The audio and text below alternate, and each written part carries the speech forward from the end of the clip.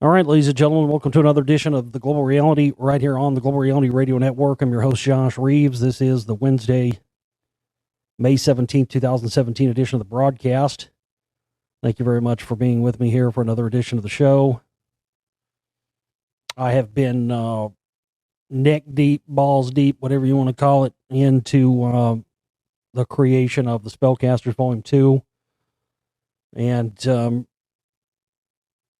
the part of the work that I'm at right now is really the most difficult part of any film, and that's the the writing of and putting all the material and the research and the information. It's one thing to take all this information and have it all and collate it all and find all this data and stuff, but it's a completely another thing to then have to write out all the script and write out everything that I do for the voiceovers, and then also make that in a way where it's digestible and everything flows together. It's not the easiest thing to do. It really isn't, and it's something that but it really is the most important part of a film. If you don't have that, you don't have anything. That's the film. I mean, that's what a lot of people don't get and I didn't get that either when I first started making films. I didn't understand that. I mean, I didn't really grasp that. I started to grasp it around Secret Right 2, but really didn't. The first two films I made I didn't grasp it at all. 9/11 New World Rising and Secret Right Volume 1. I was flying by the seat of my pants on both of those films. I had information. I knew how to get out there, but I had no knowledge as to how to really make a film. I just was just like, okay, I'll just fart the information out on fucking screen, and hopefully people will be able to interpret why it's important. And but really, Lost Secrets of Ancient America Volume 1 was where I really, the writing was really the main focus. And that film, I mean, even though I started the research on that film in 2004, even before I was on air or anything else. So even before I'd ever made a film, that was, as soon as I found out about the rock wall back in 2004, it just clicked so many things, growing up around that area and living around there and stuff, and experiencing all these things I had. I just knew I had to do something. I didn't know it was going to be a film or what, but the research started then, and went on until I put that film out. But that was the thing for that one. Ever since then, that's what I figured out and learned. So it's not easy. And Spellcaster Volume 1 was the most difficult thing I've ever done. Ever. That film took like a year, maybe a year and a half longer. I wanted it to. It was supposed to come out long before it ever did. But that happens sometimes, that grows. And this film, honestly, the Spellcasters 2 is a great name for it, because not only is it part 2 of this series, it's 2 films in one. It's literally going to be broken up in parts. I mean, it's going to be at least 4 hours long, I would say, somewhere in that neighborhood. I don't know. But the problem with that has now become that, again, this is why I'm going to be taking a break from filmmaking after this film, and, may or may not make any more films. I say that, but I don't know if I'll make any more films in maybe this genre. I may do something else that's, maybe a little easier, some stuff that doesn't have to do maybe with conspiracies and stuff. I've got some ideas of stuff I want to do in other realms, not just this type of work. I do have other interests and other knowledge outside of this type of stuff. And I find a more, as I get older, I find more and more of a desire to want to do other projects and other films that are different from what I've been doing for the past 10 years. Because that's a long time to do anything. I mean, how many of you have been at your job for 10 years, and how many of you would do the job that you do for 10 years without a paycheck at the end of the week every week, barely scraping by to live, to do it just for the cause and just because you believe in the truth and trying to change things as much as we can, at least the mindset, at least understanding these things in our time. That's my goal. That's what my focus is on here. But I always undershoot all my budgets. I mean, always, I always do. Um, because I always think, okay, I budget out the least, what's the minimum amount we can do to get this done. But the problem has been with this film, since it's become more than what I had expected to become, and it's now become two films in one. My original budget that I set out is, drastically undercut. And thank you to everybody out there that has contributed in the past month or so, towards this. We've had a couple of people who've helped out significantly, and I just want to thank you. You know who you are. I don't say people's name. I'm not gonna say your name and stuff, but you know, you know who you are if you've made a contribution to this film recently and stuff. So, but the problem is, man, is just we've burned through it, and buying footage and stuff is expensive, and I haven't had a computer upgrade since 2011. And this computer, I mean, I want to be able to do 4K video and have a 4K camera and stuff like that. I mean, we just haven't had any upgrades here as far as our equipment in a lot of years. And I've gone with it and worked with it as much as I can. I'm going to try to have set up a 10-year anniversary fundraiser, so hopefully we can get some contributions in for stuff that we can, we need a new iMac. That's basically what I need. A newer, more upgraded one or whatever. I don't need anything. I don't need a fucking one of those Mac Pros or whatever, the 5,000. I don't need that. That'd be awesome. It'd be kick ass. I could fucking do some serious shit if I had one of those, but I don't need that. It just, I can do this as long as it's a newer iMac with a lot of RAM. This one has 16, but I think the new ones have even more. But that's really the main thing here. So I'm up against, I'm just up against not enough funds for what we need to get all this work done, because I've been doing this stuff on the bare minimum. And, that's the thing that a lot of people don't understand is it's possible to do this stuff on bare minimum for a while and up to a point, but we've just stretched out our bare minimum abilities now here for as long as we possibly can. And, this computer's 6 years old at this point. That's when I got the first Mac I ever had, and all the stuff we've done since then. But I've put off an upgrade as long as I can, and I'm not going to be able to keep making films and stuff if we don't get some upgrades in here. But like I said, the writing and putting all this information. I mean, this film is going to be. There's going to be stuff. I mean, like I said, there's a lot of information in here that just flat isn't known. Like, if I were to tell you some of these things that's in this film, and you went to go look it up, you would find nothing, because it's just flat not there. I mean, some of the investigative stuff and the dots I've connected have. That's the great thing about having looked at this stuff and researched this stuff for as long as I have, and having the ability to be able to retain this information and remember. It's always little things, It's these. My brain has always had this ability I just remember things that seem insignificant to everybody else. But it gets me in a lot of trouble, because I remember stuff people said, and I hold people accountable for it. And people don't have the same memory as me. I've had to learn that over time. I've never understood that, because I would always think people were just flat lying to my face. It's not that they're, in every case, that they've always been lying to my face. They just flat don't remember, because they don't have the same memory I do. I'll be like, no, you said you were going to do this such and such, whatever time, 6 months ago. No, you don't remember that? No, I never said that. Yeah, you fucking did. You said this, and this, and I'll lay out the whole conversation. Oh, well, maybe I did say that. I don't remember. But this has given me the ability to remember these little things. Just like I've told you some of this stuff I remembered, back when I used to listen to Alex Jones, I'd hear him say these things. And didn't really know what they meant or why they were important. And then, just remember them, sticking in my brain, and then going back, and now with other pieces of information, then you're able to connect those things together. So there's a lot of stuff in this film, just new stuff, stuff that's going to blow a lot of things wide open, and also is going to bring up other questions, especially in some of these stuff, and some of these, the suspicious deaths and all this stuff that connects back to the CIA, Scientology, other cults, and the rest of it. And what I find more and more to be the big question, and I hope other people out there are seeing this, especially in terms of what I'm presenting in these films now and the information.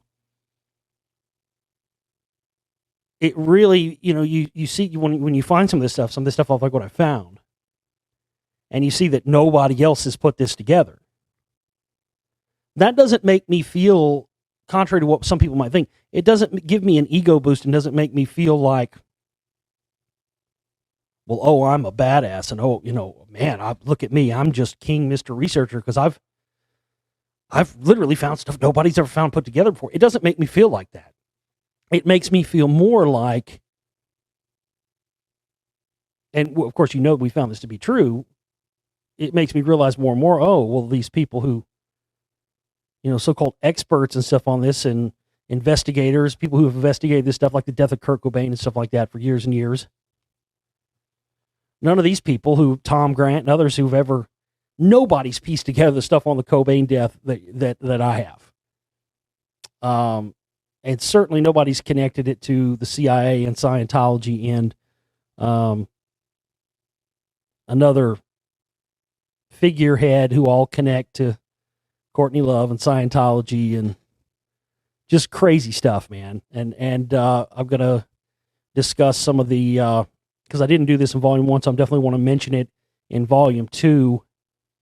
And that is the whole reptilian thing.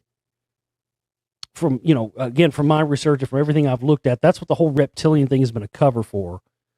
It's the whole reptilian shapeshifter thing is actually covering for the Thetans being activated, or these spirits and souls being activated in the human conscious being opened up, so these demonic energies and entities can come in, and then they come in and envelop that person and take them over whole cloth, and even the person themselves and even people around them that see them oftentimes don't see this, but sometimes we are able to see it. And that's what some of this stuff that you see with like the eyes and the eyes rolling black and stuff. I've seen that myself. I've told the story, the Tom DeLay story before. It was about 10 years ago. I think it was maybe over that. It was 2006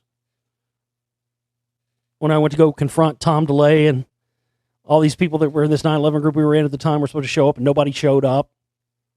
And my sister I had a shirt that said, "What happened to World Trade Center building number 7?" And my sister had a shirt on that said, "Controlled demolition." Like we were questioned and fucking answered, So we were I was standing outside this Barnes & Noble where Tom DeLay was, former House Majority Leader Tom DeLay. He's counts for national policy member, and he's in that whole cabal, even though at that time I didn't know anything about the Council for National Policy yet. I just knew that somehow he was, connected to 9/11 or whatever. So we were waiting for him to come into this Barnes & Noble, and when I was outside smoking a cigarette, and he fucking starts walking. He pulls up in a van and starts walking right towards us. And some security guard guy comes and stands in front of us, puts his arms out in front of us like we're a threat or something. And even he thought it was ridiculous.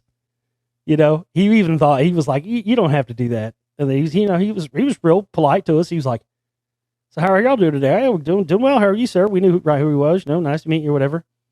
And he looked down at my shirt, and he looked down at my sister's shirt, and he turned completely.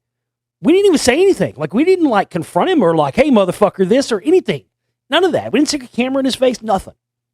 It was just a friendly, polite exchange. But when he looked at our shirts, man, he looked at my shirt, "What happened to World Trade Center building number 7?" He looked at her shirt, "Controlled demolition," with a little drawing of a building coming down symmetrically. And he turned fucking blood, beet red, and then I saw his fucking eyes flit over black. And he scanned us up, and he looked at me, looked at her, like he was scanning us. And then it was like he went from human to non-human right in front of me. And he's like, "Y'all have a nice day." Very robotic, and walked inside, and that was it. And I just remember being like, holy fuck, was that the reptilian thing? Because I'd heard, David Icke talking about the reptilian thing. And I think he'd run into one of the former prime ministers or something backstage at some TV thing he was at, and the same thing happened to him there. And so when I got home, I was like, man, that was some reptilian shit. That motherfucker.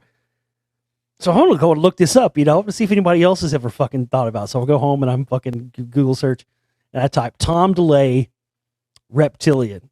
And the first fucking thing that comes up is this fucking website that says that has all these known reptilians, and right there it was. I just thought, it was like, that can't be a coincidence, even if it's not true or whatever else, even if it's hooey, you know what I'm saying? Just the fact that somebody had already, and it said, it actually said High Reptilian Overlord Tom DeLay is what it said on this thing I found. So that's when I was like, oh, there must be something to this. And then, of course, I've told the story about interviewing David Icke and feeling like I was having my life force, my energy drained while I was talking to him. I was completely wiped out after this interview. Had a massive migraine the whole time. I mean, right from the beginning of the interview, I felt like I was having my energy drained. Then I went to Santa Fe, New Mexico in 2009 and saw him do a live thing, and started, me and another person was with me started feeling that in the first 5 minutes of it. We had to go outside. We couldn't even sit in the same room as this thing. I mean, we went back in later. But I got all these pictures, and I'll have to dig them up because I want to show them in volume 2. But I got all these pictures. I was taking pictures of David Icke, and I wasn't that far back. And some people I've shown to, they're like, oh, that's just pixelation, this, that, and the other. Well, I had a really good camera, and I wasn't that far back. And every time I would take a picture of him, and I would see it like in the viewfinder or on the LCD screen or whatever, it looked normal. It looked perfectly fine. When I got all these pictures after I got home, and I took all these pictures to put them on my computer, some of them may still be up on the Global Reality page somewhere, and some of the old, I don't remember if they are or not, some of the pictures, I don't know, but I'll find them. And in every single one of these pictures that I had taken of David Icke, his face was distorted like shapeshifting. I mean, it was literally, it was like you couldn't get a clear on picture of him. It was very bizarre, but they looked clear when I took them through the lens, But I was always sort of, I always knew there was something to the whole reptilian thing. I knew there was something to it, but I always, just like I've said about the Anunnaki thing, or some of this other stuff, there is something to these things. But as we've learned now, the reason why we haven't had the real truth about it, I know a lot of you out there feel the same way. I know a lot of you out there felt the same way about a lot of these subjects. Like, you know what I mean? Like there's something to it. But you also know that what we're being told about it by so-called experts and conspiracy theorists and whoever else is something totally different than what it actually is. And of course, that's been kind of the whole theme of this whole Spellcasters project that I've done with these films. Well, technically we've got 3 films. This will be the 3rd film, because we have Spellcasters 1.5 that's out now on the download shop. A lot of you still haven't seen that and haven't seen volume 1 either, so definitely hit the download shop up and get copies of that. But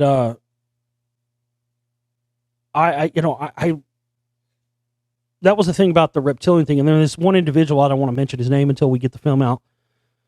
I don't want to blow this information, because again, this is something nobody else has come up with. I've got footage of this person in a TV show where this thing is happening, and I found some stuff. I looked to see, people have asked me a lot if I've found connections with David Icke and Scientology, and I have to say I haven't found any direct connections. Most of what I've found and everything else has been sort of, I don't know what you call it, hearsay, conjecture. I don't know. Where there's smoke, there's fire. I mean, clearly when you see, because it's pretty interesting, because at some point, I'm trying to remember when this was. I want to say it was around 2009, 2010. I mean, for many years, Jones and David Icke didn't get along. I mean, Jones called him the turd in the punch bowl one time on TV, just, for no good reason, said all this negative, bad shit about him. And then all of a sudden one day, you started seeing David Icke's sort of opinions kind of change overnight and start lining up with Jones, and all of a sudden he starts going on with Jones, and I had wondered, because I knew there was something there. I was like, some kind of shift has happened.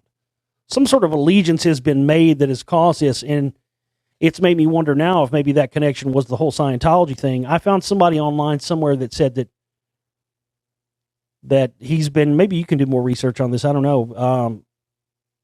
I just have never been able to find anything to back up this information. But I found stuff that said that he gets millions of dollars from the Church of Scientology, basically, to spread the whole reptilian thing, and he's funded, like his books are funded or something like that, or the person that owns his books is a Scientologist. I don't know. Lots of stuff. Nothing really that, directly connects him in some of these other ways that we've seen. But the point is, no matter if it's David Icke, he's just the most obvious person, the most well-known person that's talked about that subject. But my point is that this whole reptilian thing and that whole shapeshifter thing, that was the whole reason why they needed somebody like a David Icke to be out in front with that whole thing, because it is on its face the most ridiculous sounding thing you've ever heard, and one of the most, instantaneous things that would make someone go, oh God, all these conspiracy stuff. Oh God, they believe in giant lizard people and shit. And that to me is going to be one of the first things to make people throw the baby out with the bathwater. I see that all the time. It's ridiculous. People do it to me all the time. And it's fucking ridiculous. I'll do a whole interview or something where I'll lay out all this fucking groundbreaking information somewhere in there. Look, I'm not perfect. Nobody is. I never claimed to be perfect, and I never will. But I love how I can do these interviews sometimes where I'll lay out 2 hours of fucking hardcore information, but there'll be one little thing I say or something that, didn't end up being right, and that's what people zero in and focus in on, or I'll put out all this information on all these different subjects, and people will find one particular pet subject that I say is bullshit, and then that makes them mad. So then they just negate everything else I've said because I don't agree, or they don't agree with my standpoint on one issue. It's ridiculous. Okay, you don't agree with me on this issue over here yet, and so you're going to say, well, I'm done with him because he thinks this and this is not real, blah, blah, blah, blah, blah. Doesn't agree with mine. So all this other stuff that I've put out and laid out, for none of that matters. You see what I'm saying? That's exactly what the whole reptilian thing has been designed to do, to get you to throw the baby out with the bathwater. That sounds ridiculous. So this other stuff that also sounds ridiculous, but also is, true, I'm not going to believe any of it because you just threw this reptilian shapeshifter thing. But I only think that's one part of it. I don't think that's the entire reason why they did it. All these things, everything we found, all the reasons that we found, look at all this stuff. All the narratives that we've been sold on all of these conspiracies now are all up in the air. JFK, 9/11.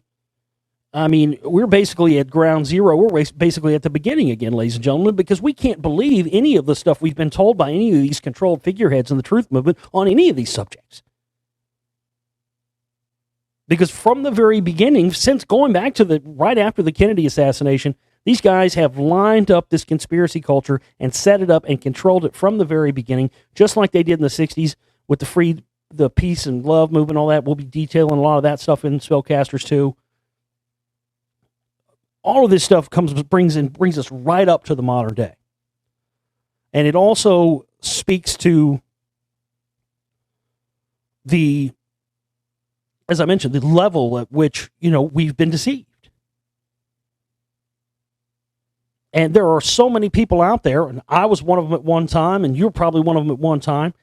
And that's those are the people we've got to try to reach now, who just believe what they've been told on all these subjects. Just the stuff like we talked about, the big bombshell stuff we talked about not too long ago on L. Ron Hubbard and the Georgia Guidestones and all that. And then, of course, the stuff I cover in Spellcasters 1 with the Kennedy assassination, the links to Scientology and L. Ron Hubbard. And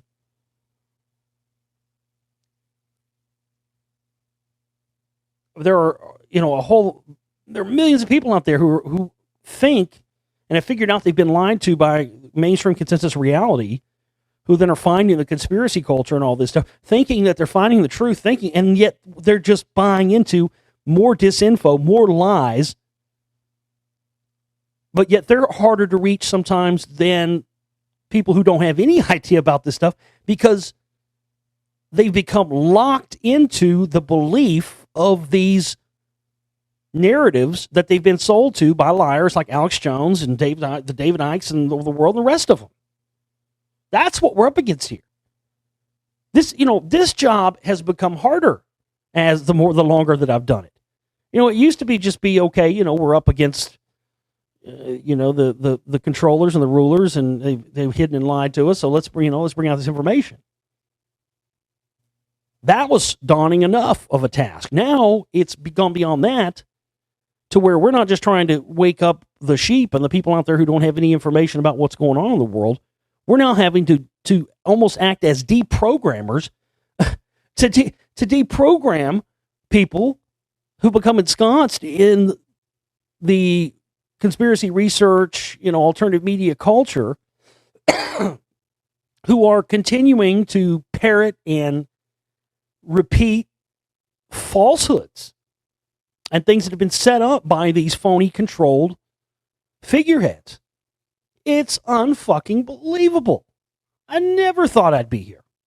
I never thought this would be my day-to-day beliefs. Yeah, it's insane. But I've just been, I've been balls deep in this film. I still am. I don't really have the desire or the fucking, all my energy and all my focus right now. I've made updates and posts on Facebook to this effect, but for those of you who haven't seen those, all my energy, all my focus right now is on this film. That's everything is like laser focus on this. And I'll be honest with you, the thought of getting up here and doing some shows talking about news or what this other all this bullshit's going on in the world, fucking Trump and Russia and, stupid lefty commie liberals and stupid right-wing brainwashed Christian zealots. I'm already balls deep enough in that, in these films, man. I just, I've been focusing on that. But as I said at the beginning of the show, I should have budgeted this film. I say should have, but then again, I didn't know. It's really not my fault either. But this film really needs about double the budget and that it's going to have. And really, we could use really to do this film properly and to do it right. You remember back in the day, like back in the 70s and stuff, bands used to release double albums. Sometimes they're good, sometimes they're not, Sometimes bands just too far up their own ass and they should have fucking condensed it down to one and been done with it. Like what was it, Guns N' Roses when they did the fucking Use Your Illusion 1 and 2? That was horse shit. They were milking that shit, and if you cut those albums and edited them down to one, you would have had one great album. But sometimes it's warranted, sometimes it's warranted, sometimes it's justified, and this film is definitely justified in that. There's just no way to try to make this film lean and mean, which I did with Spellcasters 1, it still clocks in at almost 3 hours, plus you got almost an hour and 20 minutes with volume 1.5. So, but I did try to keep that film, to a smaller size. But this one, man, I'm just going full blown fucking, double live Gonzo, Kiss Alive 2. And I'm just going full blown double record on this motherfucker because it warrants it. It's necessary. There's so much data and so much information and so much research. But man, to do it right, I need at least another $2,000 just to do this film properly and to create it and make it in the way that it's going to be, and we've extended this fundraiser just about as long as we can. I keep extending it. We got about a day left on it, and there's about 800 left to go on there. But really, we need about, we got about 800 left on there. Probably another $1,000 plus that 800 would get us pretty close. But we originally budgeted, like $3,000 or something for this thing, and it goes quick when you're buying footage and upgrading different effects and stuff to make the visuals on the screen look better. Every time I make a film, I have to do that. I have to spend money on that to buy plugins and all of these new stuff for new graphics, stuff for new fonts. I need more new upgrades of that kind of stuff too. That's going to be another couple $100. Film footage with licensed film footage, having to go and buy these pieces of footage and then going through kind of some of the shit like I'm going through now, finding stuff that's been scrubbed. That's hilarious. That's always fun when you find stuff that was on the internet, for the longest time, and then it's been scrubbed because people, they're aware that you've started to figure out some of this stuff. That's always That's always a hoot. But I mean, that's just the main thing right now. I just really don't. I'm going to talk about some news, and I got a few stories here to get into. But as always, when I'm making a film, the problem is with making another problem with making a film is when I'm not up here doing shows every week and every day. Not every day, but regular shows, because I'm focused and concentrating on making a film. We almost collapse under the weight. We barely made it through last month. We had to pay late fees and stuff because we were late. And I mean, I can't do that again this month. We were able to barely skim by. Thank you to everybody who contributed to our operating costs and help us make it this far last month. But this month, we've got to reach 100% by the 1st. But our goal this week, we just need to raise, if we could raise $200 for the operating costs this week, we just put up the new banner on Facebook, and we'll include it in the YouTube video as well. If we can raise like $200 towards operating costs by Friday, we'll be good until the end of the month, 1st of June. But as far as spellcasters, that's really the main thing we need right now. Is I'm insane. Can you imagine trying to, if you went to anybody in any sort, the lowest rung of people who are video editors or filmmakers, the lowest rung, and told them you wanted to make a fucking 4-hour plus film, with all the stuff I'm doing for $3,000 or whatever, I mean, they would laugh at you. Editors, if you added up the amount of time that I spend editing a film, and then multiply that by how much a video editor gets paid per hour, lowest rung, you'd be in the hundreds of thousands of dollar range. And again, that's the whole thing. I mean, we don't even make back the budgets. If we put $5,000 in film, we don't get close to making back $5,000. I mean, it never happens. But on the other hand, the films are there, and people who don't find my work till later find the work and buy them later or whatever. So I get that and I understand that, but it's just, this stuff has ballooned, and there's been so many breakthroughs and research and stuff that I've found, because as I've stated in previous shows, you just don't know. It's not until you get on the train and you start taking the ride of making a film that when you really start to see progress and start to see stuff blossom, and you start to find other things. And I always find things by accident. I'm double checking a fact. I'm looking at something in the writing. I'm going in and saying, okay, I'm talking about this subject here. Look, well, let me go double check this. And almost always I'll find something else, find some other connection to something by accident. And it's just one of those synchronistic things that happens when you're in that zone and frame of mind of working on a project, and everything is laser focused and towards that, So I just don't have the ability to I have to do one thing or the other. I can't put, 16 or 17, 18 hours a day of work into a film like I am now, and then, get up and then have to, because doing the show and doing a film, man, are not, if you're going to do the show, do the show. That's what you got to do. If you're going to make a film, make a film. Trying to do both is murder. And always, 100% of the time, one or the other suffers.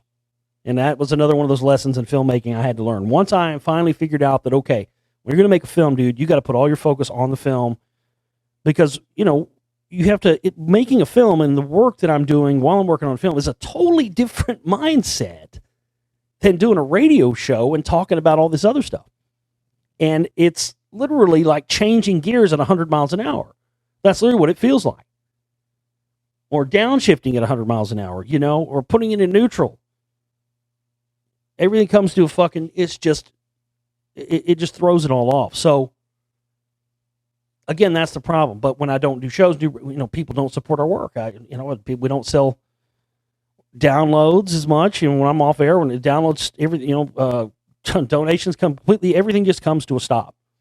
And then we end up spinning our wheels again, and, are in danger of going under at the end of the month to pay the operating costs, because I've been busy trying to do the heavy-handed work of the filmmaking. And again, that's another one of those reasons why this may be the last film I make. I mean, because you have to do one or the other. And I mean, I would like to be able to have, sell 1,000 copies of a film or something. God, that'd be fantastic. At this point, we sell 100, maybe, 200, maybe if we're lucky, but and that's just ridiculous because we can have 1,200 people watch a video in 24 hours. I mean, I just don't get that. And it's not like I don't mention that I sell movies and have information in there, but we also, it also goes along with the thing of everybody want everything for free, and we're not going to be. I mean, I've said it for a long time. I try to give people warning, but we're the days of complete full shows on YouTube is coming to a close very, very soon, because giving everything away for free and trying to do to stay afloat on the honor system just doesn't work. The honor system just flat doesn't work. And everybody's got an excuse and everybody's got a reason, but there's no you can't. Landlords don't buy those excuses. Electric companies and internet companies don't buy those. Oh, well, it's a bad time because Bush is in office. That's when I first started the show. That's what I heard. Well, it's a bad time. I can't donate now because Bush has fucked everything up. Then Obama gets elected. Well, I can't. I heard that for 8 years. Obama's fucked everything up. Now it's so bad. And then Trump gets in. Well, now Trump's fucked everything up so bad. So now, money's tight and I can't. Please. That's just one constant excuse after another. I actually had somebody say to me one time, I'll donate after oil prices go back up. I work in the oil business. Like, wait a minute. Let me get this straight. You need me to wait until the price of oil goes back up to a high amount? Boy, that's great. Can't wait for that. And as soon as oil goes back up to $5, gas goes up to $5 a gallon again, I'll donate. I mean, it's ridiculous. But it's amazing to me.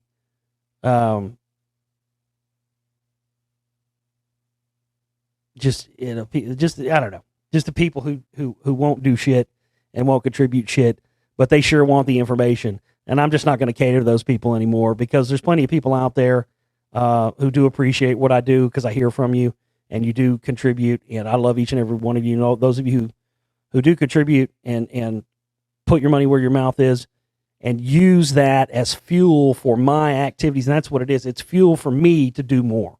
That's all it is. And without that fuel in the gas tank, we can't do anything. So from the bottom of my heart to all those of you out there who've been with me, whether it's been a short amount of time or a long amount of time, I just can't stress enough to you guys. I don't feel like I say it enough to you guys how much I fucking truly love you and how much you are the most essential part of what I do with all of this stuff. It is not possible without you. It just flat isn't.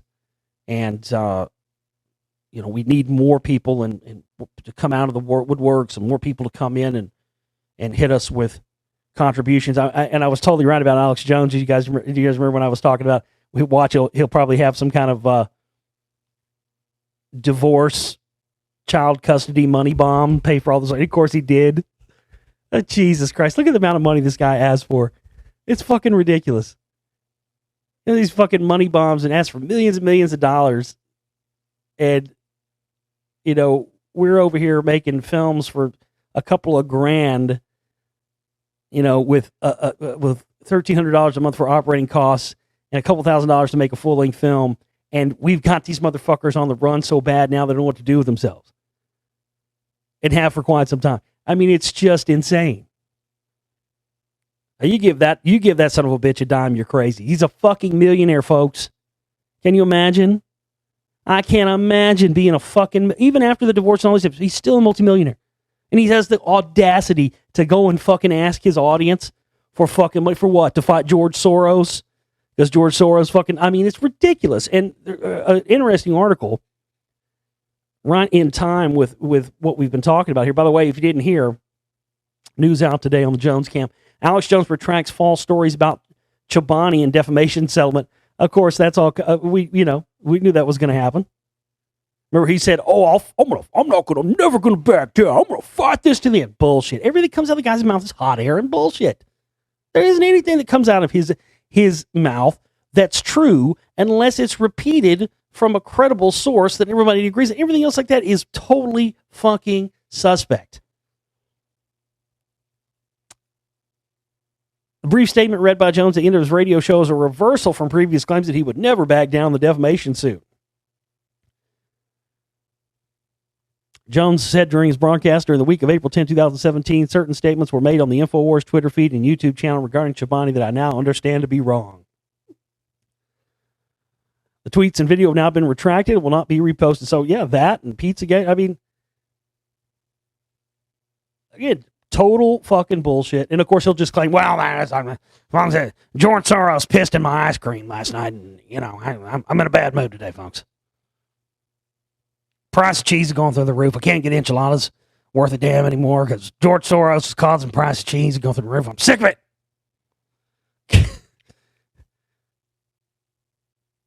He probably tells that to his Jew women that he gets with. I'm sorry, honey. I took another one of my Stay Hard Peter Patriot pills. It's just not working. You know. I mean, what am I going to do? George Soros caused me not to get a Woody. I mean, I can't get it up because it's all George Soros' fault. He's putting stuff in the water, making the frogs gay, and making me not be able to get my dick hard. I mean, I'm sick of these global scumbags. But this, in line of what I was saying, you know, about what I've talked about this before. Very interesting article that somebody's put together. And, of course, this is another one of those examples of something where, you know, I'm sure this person had every intention of being truthful in this article, but it still doesn't give you the whole story. And yet again, proves all my information to be even more correct. Alex Jones' media empire is a machine built to sell snake oil diet supplements. When Alex Jones started broadcasting on the radio in the late 1990s, he followed the talk radio playbook to a T. He built a large and devoted audience, in his case, of far-right conspiracy theory believers.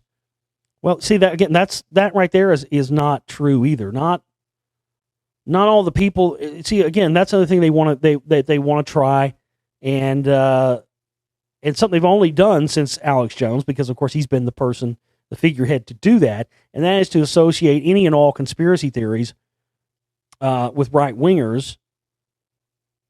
And that was something that, you know, that I noticed early on when I first started getting into Alex Jones. Is I knew from the time I was 16 years old, I knew about the false left-right paradigm. I knew that both, from the time I was 15 and 16, that both parties are bought and paid for and controlled by the same interests, and that no matter who you vote for, it's not freedom. It is choosing from a pre-selected choice. You know, like, okay, you want ice cream? Okay. You can have chocolate, vanilla, or strawberry. What do you want? Well, I don't want chocolate, vanilla, or strawberry. I want fucking pistachio or fucking Rocky Road or some shit. No, you get the three choices that we pre-decide for you or whatever, and that's it. So I knew even then. So when I first started listening to Alex Jones, that's when I was first started becoming skeptical before I even knew about the CMP or any of this other stuff I've uncovered.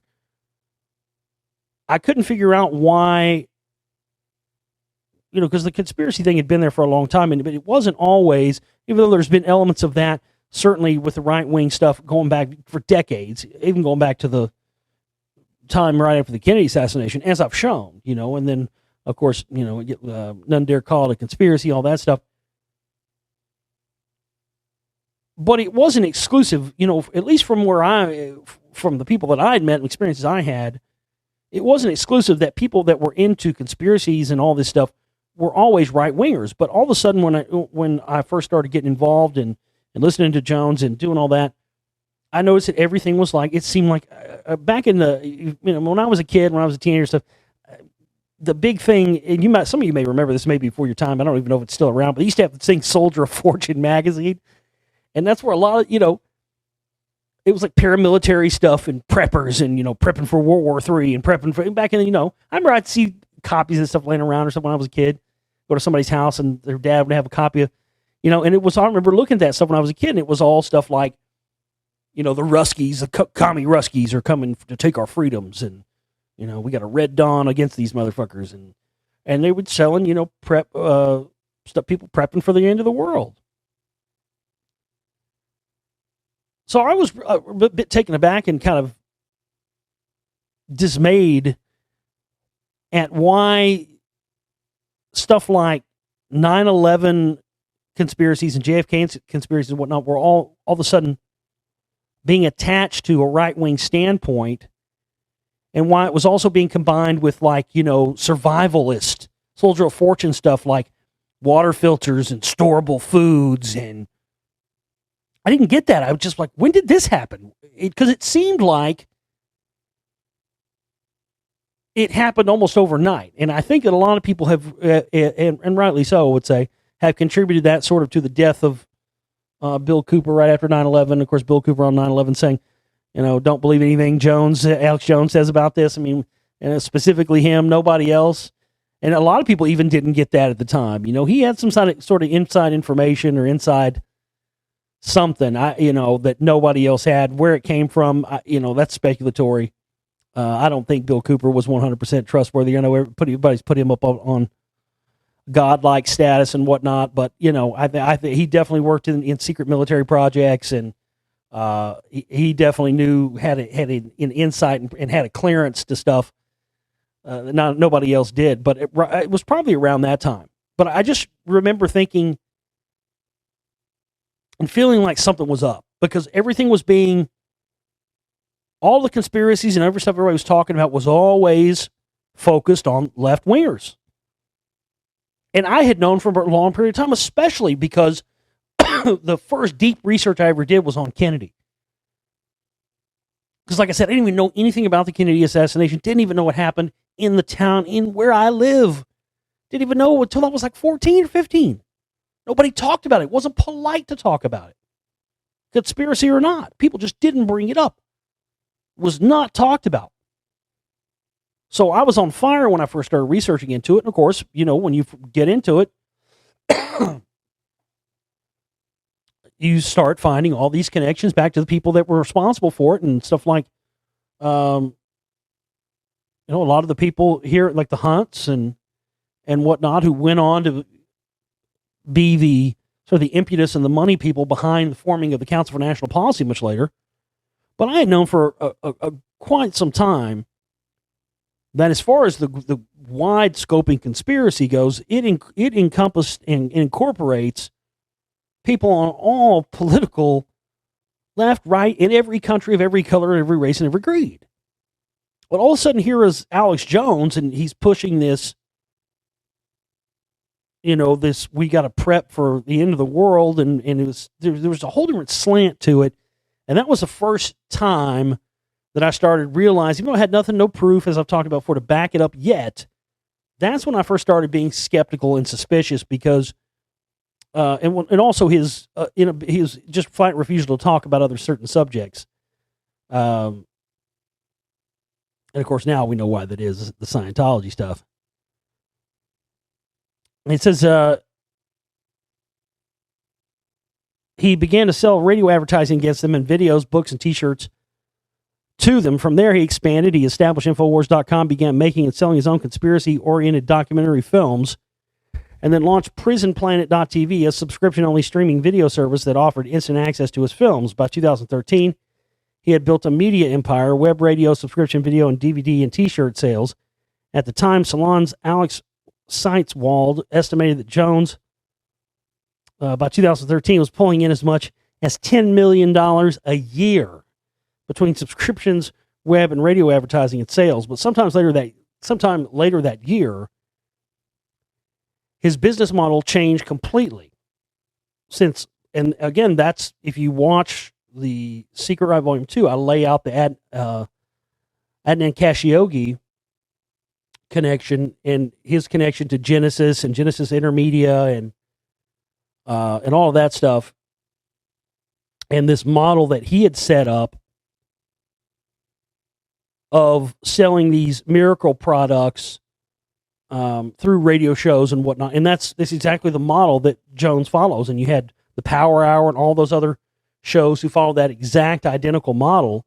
And that was a model that had been set up by Khashoggi, because Khashoggi and the CIA set up these operations to sell these miracle cream products and all this different stuff as an ability to funnel money into black ops. and to launder money that came in through other illegal activities. And that's what, listen, nobody's, they're saying he's making millions selling these fucking creep. Nobody's actually buying this shit. You can't find anybody who's actually bought this shit. And there's been all this talk about the Jones connections to Russia, and certainly I've exposed those as well, Russia Today and all that. Back around 2008, I think it was, 2008, 2009, somewhere in there, me and a couple of the guys that used to be on a network I was on and helped start back in 2008, we started discovering some very anomalous things concerning, because back then, we were, I did my show on Shoutcast streams and, radio streams and stuff like that. And Jones did his on there. And so we would always be monitoring the numbers and whatnot, the listenership numbers for ourselves and both for Alex Jones. And we started to notice some anomalous things going on where, the listener count would never drop. It would stay at this certain, nobody's listener count is going to stay at 5,000 people 24 hours a day for 3 weeks or whatever, we started noticing all these anomalous things with Jones listenership numbers that started to give us the opinion that they were being, they weren't factual. So we started looking into this, and I found this thing about this Shoutcast exploit. It was like a bot thing that you could install on a computer that would basically open up all these port connections. It would basically hack Shoutcast and open up all these port connections and give you the ability to be able to make it seem as if you had new connectors and listeners logging on to the live stream. And what we started to put together was that there was definitely some of that going on, but that it would have required thousands of bots, individual computers to be able to do it, unless it was just way more sophisticated than anything anybody knew about at that time, which probably was the case. But it's not something I've talked about, and I kind of just started remembering it when I was reading this article. But there's no question about it. Everything that he's built his empire on has been smoke and mirrors, all of it. But even this article, which tries to explain that, just listen to this. Listen to where they're going with this, and think about what this is saying in terms of also what I've talked about. How difficult it is to get funding and fund this kind of stuff. Just listen to this. This is fascinating. Jones has been pushing a collection of dietary supplements designed to prey on the paranoias and insecurities of his listeners. InfoWars Life Silver Bullet Colloidal Silver, InfoWars Life Brain Force Plus, InfoWars Life Super Male Vitality, and InfoWars Life Liver Shield. In a recent BuzzFeed profile of Jones, Charlie Warzel writes that the launch of InfoWars dietary supplements completely transformed InfoWars into a media empire. But this might even be underselling it, if not mischaracterizing the nature of Jones's business. If you visit Infowars.com today, there is no advertise with Infowars link like there used to be. Unlike other right-wing media empires, it does not appear to be supported by high net worth investors like Robert Mercer. Alex Jones is not trying to get you to subscribe to his video service anymore, though it still exists. In fact, he hasn't even made a documentary film since 2012. And nearly every ad on his website sells just one thing: InfoWars Life dietary supplements. And in examination of his business, there was another thing that we discovered was we were contacting a lot of these, back around 2008, we were contacting a lot of these advertisers that Jones had. We were like, okay, well, he's got all these sponsors, and obviously they're paying money, for his show or whatever. Let's see if we can get some of them.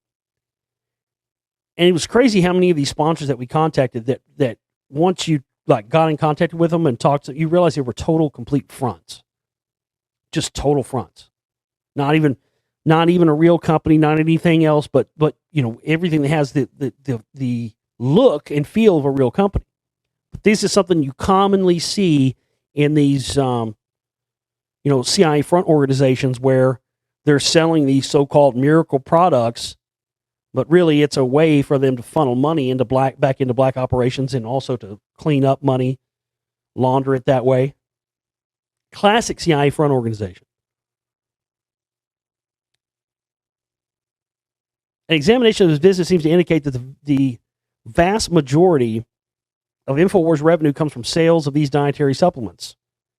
InfoWars isn't a media empire, it's a snake oil empire. Let me explain. If Jones were a typical high-profile, syndicated radio talk show host, he'd expect to receive two main sources of revenue. The first is syndication revenue, and the second is advertising revenue. When a syndicator representing a major host like Sean Hannity convinces a station to carry a show, the station agrees to pay a certain amount each time it airs the show. Alex Jones' show, however, is syndicated by the Genesis Communications Network, a mostly right-wing radio network that takes a different approach. Instead of charging syndication fees to radio stations, the company only uses what is called the barter model. GCN offers the content for no cost, and in exchange, GCN reserves the right to sell national advertising against the programs, generally 4 minutes per hour, in a weakening ad sales market for local radio. Free content can be very appealing for station owners with tight margins, so GCN shows are picked up on hundreds of stations around the country, which then run their own local ads. One might think that GCN would share its ad revenue with InfoWars or other hosts of other shows. That's not how it works. One Genesis Communications employee told me that the host gets another 3 to 4 minutes per hour of their own advertising time. Most hosts sell this ad time either directly or through brokers, and that ad revenue is most of the money the hosts make. If you call Alex Jones' ad sales team, the employee told me, however, you'll probably retire before you hear back from them. When I asked him why, he explained that Jones uses his 3 minutes per hour to sell his own dietary supplements, and Alex Jones can choose to tout his own products beyond that as well during the rest of his show. In effect, Alex Jones is running a nationwide daily 4-hour infomercial for his dietary supplements. His gravel-voiced rants against the globalist conspiracy to take away our guns and destroy America are just a bonus for listeners. He doesn't get syndication fees from GCN. He doesn't get a cut of the advertising that GCN sells, and he doesn't sell his 3 minutes per hour of national advertising time. The radio show makes no direct money for Alex Jones. It's all about selling his dietary supplements. Now, of course, again, who in their right mind would do a model like that? So he doesn't get any money coming in from normal revenue sources that you would normally get in that sort of syndicated radio, yet he's a multimillionaire. You see where I'm going with this, ladies and gentlemen? Again, obviously that money's coming from somewhere, and I got a bridge in fucking the Bermuda Triangle next to a little house down there I got. Oh, it's easy. Don't worry. You won't get sucked in. I got a bridge and a house down in Bermuda I want to sell you if you believe that he's made all his money off selling dick pills. Bullshit. No fucking way. I know there are a lot of brain dead Jones followers out there. I know there are a lot of dumbass people that buy into his bullshit. I get it. But not that many. How do I know? Because people don't buy shit they hear on the radio anyway.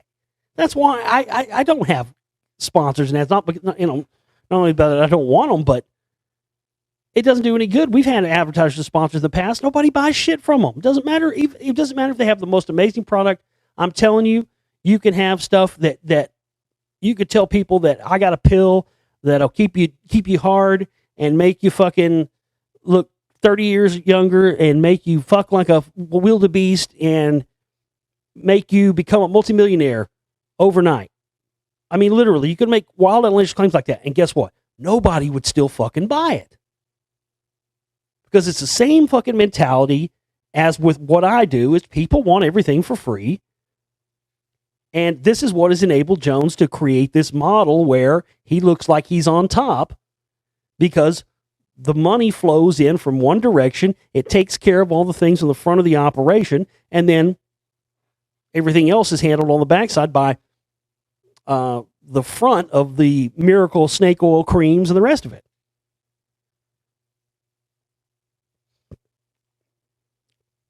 It's interesting to note that GCN itself seems to depend very heavily on advertising revenue from Alex Jones shows. An advertising rate sheet that the network shared with me indicates that an advertising on InfoWars specifically is 32 times more expensive than advertising generally on GCN, a rate that major national brands like Mortgage Broker Guaranteed Rate, Harry's, the shaving product company, and online business card printer Vistaprint seem to be happy to pay. Of course, the Jones media empire isn't limited to the radio. What about his website and YouTube channel? That's thanks to an outcry from advertisers and publishers. Google has tightened restrictions on the types of YouTube videos against which it will serve ads, and a recent tour of Jones's YouTube channel found it to be completely ad-free. But even before the ad placement changes, it was evident that revenue from YouTube itself may not have been the main goal. Each video ends with a commercial, some up to 3 minutes long, for InfoWars Life dietary supplements. Then there is the jewel in the InfoWars digital crown, the InfoWars website. Most publishers make money by selling display ads. The banners and squares you see on any major digital publisher's website, including NewYorkMagazine.com or InfoWars. However, all the display ads are selling what else? InfoWars Life dietary supplements. In the bottom of each article is a paid content recommendation widget served by the Rev Content Network. These widgets, which provide a grid of links to often seedy stories from around the web, can be lucrative, but they're rarely the sole source of a publisher's revenue. If we assume the most generous terms, say $3 per 1,000 page views, which is at the upper end of deals content recommendation companies make, and use data from web analytics service Quantcast, which shows that Infowars.com received 476 million views over all of 2016, Jones could have pulled in nearly $1.5 million, but that's a high estimate. The widget is not served on the homepage, so 476 million overstates the number of views, and the deal with Rev Content is likely much more stringent. Let's assume a still generous $1 million for Rev Content. To sum it up, Jones makes no money from selling advertisements on his radio show. He makes no money selling advertisements on his YouTube channel. His subscription service languishes on a separate site that is no longer promoted by Infowars.com display ads. And for that matter, it consists mostly of videos you can find on YouTube. He makes most likely around $1 million from selling ad space on his popular website. Not a paltry sum by any means, but not nearly enough to support a media empire on the order of Infowars. For context, Jones is paying $516,000 a year, half of that figure, in alimony, according to recent court filings. So where does Alex Jones' money come from? It comes from dietary supplements. And the number of reviews for each product on his InfoWars store website can be taken as an indication of the relative popularity of each product. Well, those can easily be fake, too. The dietary supplements are extremely lucrative for InfoWars. One BuzzFeed source says the InfoWars store brought in $10 million in revenue over 2 years in 2012 and 2013 before the supplements were introduced. Jones apparently bragged that the store grossed $18 million over that period. How much is he making from the supplements now? Fully 81% of the more than 30,000 product reviews on Alex Jones' InfoWarsStore.com are for InfoWars Life brand dietary supplements. Assuming the product reviews are generally real, and I believe they are, it's possible to roughly estimate just how lucrative this line of products has been for Jones. The more than 25,000 dietary supplement reviews on InfoWarsStore.com only go back as far as February 2015, so we are looking at approximately 2 years of reviews. A representative from Power Reviews, which manages InfoWars' review system, told me that between 3% and 8% of purchasers generally review their products. Assuming that 5% of Jones's customers review each product they've purchased, the total sales would be more than 500,000 units sold over 2 years. Here's the thing. I mean, if you're doing that kind of volume with a kind of product, you wouldn't need to push it on a radio show. Again, all this stuff, everything about this that this dude said, it's all smoke. It's all smoke and mirrors, man. And it's smoke and mirrors that's being funded by Scientology, the CIA, the rest of it. It's a smoke and mirrors thing where it's like a, you ever watch Breaking Bad? You're a blowfish, That's what Jones is. He's a fucking blowfish. It's all just fucking hot air.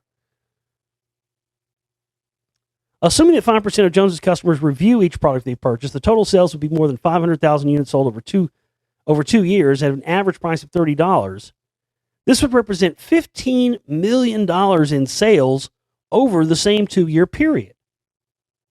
If we assume more generously that reviews represent closer to 3% of the total number of purchasers, the number balloons to nearly 25 million. That's a lot of money, especially when you consider that a devoted audience like Jones is likely filled with repeat customers who may not review each individual purchase. It's a brilliant business model if you can be convinced that an international cabal of globalists is hell-bent on creating a new world order. Perhaps you could be persuaded to buy InfoWars Life Survival Shield X2, a 1 fluid ounce bottle of iodine supplement for $39.95. If you can be convinced that President Barack Obama was a member of Al-Qaeda, perhaps you will buy 2 ounces of InfoWars Life Super Male Vitality Drops for $59.95. Alex Jones does sell some other products on his website, but the vast majority of these web ads and on-air product pitches are for his dietary supplements. The products themselves are largely produced by Dr. Edward F. Group III, a Houston chiropractor and founder of dietary supplement maker Global Healing Center. Group is an atypical doctor, but while he lists a bevy of educational accomplishments on his website and LinkedIn profile, degree verification services indicate that he seems to not have completed college. Again, more smoke and mirrors. His so-called doctorates never even graduated. Of course, it's all smoke, folks. Classic CIA front operation. When asked about Group's undergraduate education, a representative of Global Healing Center declined to comment, of course. It is worth pointing out that there is at least one more source of revenue for InfoWars. Its infrequent public radio-like funding drives, which BuzzFeed reports could easily raise $100,000 in a day. Again, all smoke and mirrors on those two. Notice how Jones never uses any of like the GoFundMe pages or he never uses any of that. All the ones that he uses, and it's always been this way, are ones that are proprietary, like stuff he's created on his website, like, with the thermometers that show the amount and stuff, and it's always directly to him. I mean, that's so he can fudge it, so they can make it look like they've made all this money. Because then, think about it. What they just said here in the article proves that not only is the source of all of Jones' income not very apparent, definitely coming from other sources. There seems to be a lot more money being made than is even being reported. It's not just that he's making millions. It seems that he's making millions more than he's even letting on to. And again, that's exactly what these, money bombs are. We're the biggest. We raised $1 million. No. Again, it's all smoke and mirrors, and it's all to make it appear, to give the appearance. If you can't make it, you fake it. And if you've got that much funding behind you, you can fake it all the way to the top. And that's what's going on here. If my figures are right, he'd need to put up on a drive every other day to match what he's making selling supplements. In fact, at this moment, InfoWars is in the middle of a 30-hour broadcast fundraiser to defend free speech as corporate press, social media giants, and the establishment attempt to stifle our message of freedom and liberty. Yeah, no. You need to pay your fucking lawyer's off is what that is. So, very interesting that finally, I guess, people within the mainstream and stuff were starting. Folks, you can't believe that, folks. That's George Soros. He's wanting to bring me down, so he's talking about how I make all my money from dick pills. You can't believe it, folks. George Soros came over and pissed in my swimming pool last night. I'm so mad. I've got to call the pool guy to come over tomorrow before Charlie Sheen comes over for another Coke party. I mean, these globalists, folks, I tell you, They want to do anything. They pee in your pool, and I mean, when this guy fucking breaks a fucking toenail, it's George Soros' fault. George Soros wants to make us stupid. That's why he wants to make weed legal. Give me a fucking break. What an idiot. But that should give you an insight, folks, into the reality. The reality of this is, I mean, look, I've been doing this 10 years. I've been on air for 10 fucking years. I've been here longer than just about anybody else. And I'm here to tell you right now that no matter what you do, it's impossible to make millions of dollars doing this. It is. No matter what kind of dick pills you're selling or advertisers or any of the rest of that shit, you're not going to make millions of dollars doing this unless you're being funded by organizations who have it in their best interest for you to create a new narrative and a conspiratorial narrative that appears to be outside that of the mainstream consensus reality that you can then get these brain dead fuckers to buy into. And instead of people getting truth and actually being able to do something with it, they're just getting more lies, which make anything and any effort they do become more and more ineffectual. And this is why so many people have come and gone within the truth movement, because they realize, A, you can't make money at it. There's no way to make money at it. I can't tell you how many people I've seen come and go who realize that. You can't make money at it. You can't become famous doing it. And there is virtually, no way to be able to capitalize on it for your own personal gain. So people just quit and they leave it behind, or people try to make an effort and they realize, it doesn't do any good because it's controlled, so they quit. But that's what all of it's designed. It's not, and that's why Jones uses fear to sell it. Because I've talked about this millions of times, folks. A rational mind, and that's one thing that I don't use any of this stuff. As fucking scary and as insane and as crazy as this stuff is, you can watch any of my films and see how crazy this stuff is. Any of them. But I don't use fear to sell it, and I refuse to let them use their phony fear and their Jones's fear sauce he puts on his enchiladas to affect us. Because again, if you're acting on fear, you are not acting with your rational mind. You are acting on emotion, and that's exactly what Jones and his whole thing has preyed on people with for so long, is they get you to act with your and it's funny going back to the reptilian thing, because that's what it preys on. It preys on the reptilian mind, keeps you down that low-level base vibration. And that's what it's designed to do. It's not designed to uplift you, and the information is not designed to enlighten you or to bring you to a new level of understanding of this stuff, so then you can then proceed with your life and act accordingly based on that information. And that's what I want to do. I want everybody to be able to, to approach life and approach things, and that you do, and the way you see things in a different way that can benefit you more from the knowledge of this information and keep you from falling down these traps, I care about people. I truly do. I care about people to a fault. I care about people more than I ever should, and I care about people who don't give two shits about me. Like, I mean, there's people out here who listen to every show I do who would just as soon see me out on my ass on the street than they would to ever donate to my work or contribute to it at all. Yet they want my information, and they listen to every fucking show because they know that I'm on point and I'm right, and I've done the fucking research, and I've put my life dedicated to this stuff.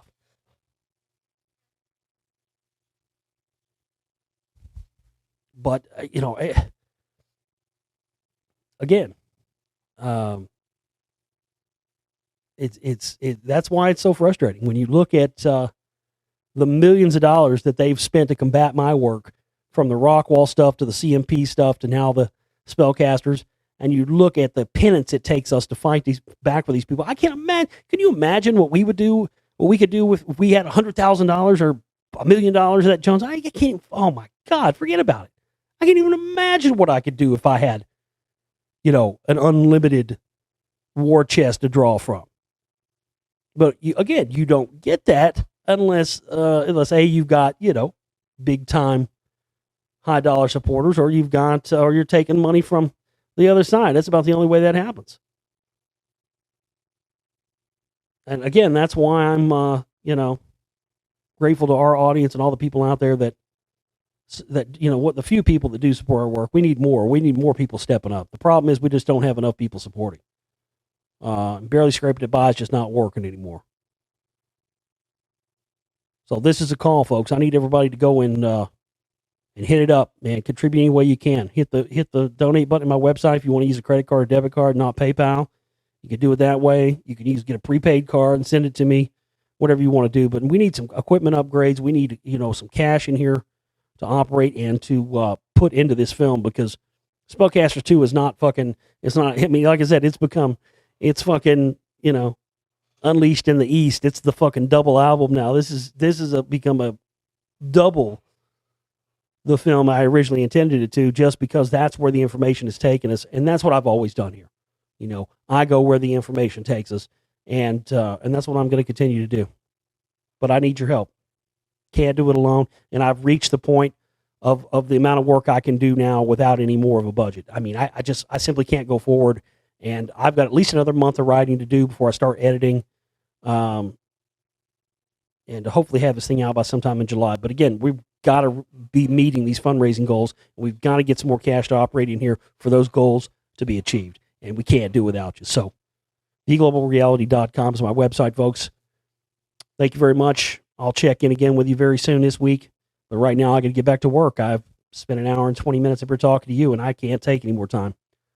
But we need to raise at least $200 by Friday for operating costs. And, if we raise another $1,800 towards the film, that'd be great. But just whatever you can do, just shove it our way. Whatever you can spare, whatever you can do to scrap up some cash to help us out. We need it right now. I love each and every one of you. We'll see you next time. Take care.